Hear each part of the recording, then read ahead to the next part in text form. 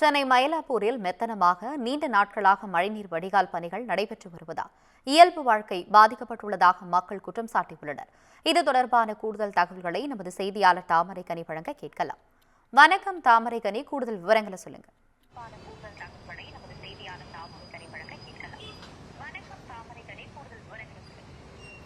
வணக்கம் ஆனந்தி.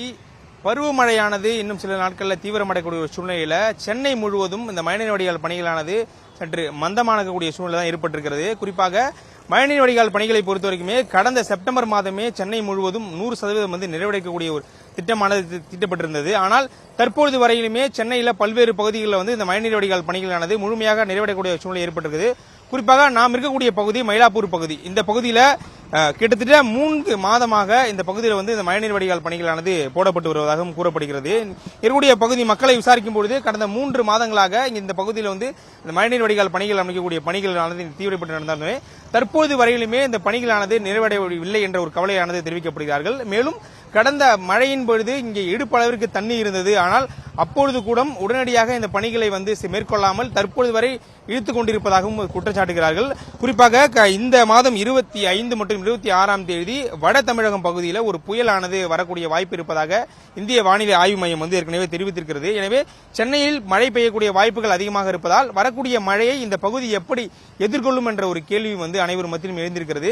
குறிப்பாக 4 மாத காலமாக இங்கே பணிகள் நடைபெறுவதால் இந்த இருக்கக்கூடிய பகுதிகளில் செல்லக்கூடிய அனைத்து போக்குவரத்து வாகனங்களுமே சரி ஒரு ஆபத்தான முறையில் தான் பயணிக்கக்கூடிய ஒரு சூழ்நிலை ஏற்பட்டிருக்கிறது. குறிப்பா நம்ம பார்த்து கொண்டிருக்கக்கூடிய இந்த பகுதியில் ஒரு பச்சை நிறை பாய்கள் மூலமா அடைப்பானது தெரிவிக்கப்பட்டிருக்கிறது. இது இன்று காலை நம் வரும்பொழுது இந்த பகுதியில் எந்த ஒரு மறைப்புமே கிடையாது. அதாவது ஒரு திறந்த வெளியில தான் இந்த மழைநீர் வடிகால் பணிகள் நடைபெற்றிருந்தது. அங்க இருக்கக்கூடிய கம்பிகள் பொதுவெளியில தெரியும் அளவிற்கு ஒரு ஆபத்தான முறையில் தான் இருந்தது.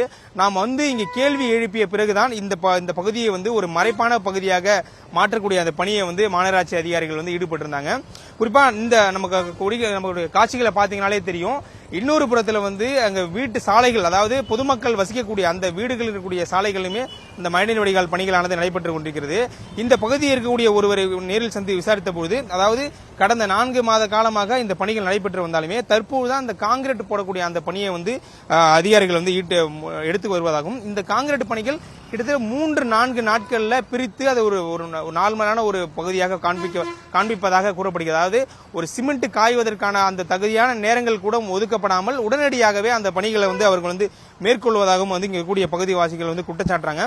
குறிப்பாக இந்த பகுதியில் வசிக்கக்கூடிய ஒருத்தரோட நேரடி விசாரித்தோம். அவங்கள்ட்ட பேட்டி கேட்ட பொழுது நாங்கள் பேட்டி கொடுக்கவே மறுக்கிறார்கள். அதாவது நீங்கள் பேட்டி கொடுத்த பிறகு எங்களை யாராவது மிரட்டுவாங்க அப்படின்ற மாதிரி ஒரு பதிலையுமே அவங்க தெரிவிப்பது ஒரு சோகத்தை ஏற்படுத்தியிருக்கிறது. மேலும் தன்னுடைய வீட்டில் கார் கிட்டத்தட்ட 3 மாதமாக கார் வீட்டுக்குள்ளேயே நிற்கிறது. இந்த பணிகள் நடைபெறுவதாக அது வெளியே எடுக்க முடியாத ஒரு சூழல் ஏற்பட்டிருக்கிறது. மேலும் நடந்து செல்வதற்கு கூட ஒரு இயல்பான ஒரு நிலை இந்த பகுதியில் இல்லை அப்படின்ற வருத்தம் ஆனதை தெரிவித்திருக்கிறார்கள். எனவே வரக்கூடிய மழையை எதிர்கொள்ளவும் உடனடியாக இந்த பணிகளை தீவிரப்படுத்தி உடனடியாக முடித்துக் கொடுக்கவும் மக்கள் ஒரு கோரிக்கையாக வைத்திருக்கிறார்கள். ஆனந்தி, விவரங்களுக்கு நன்றி தாமரைக்கனி.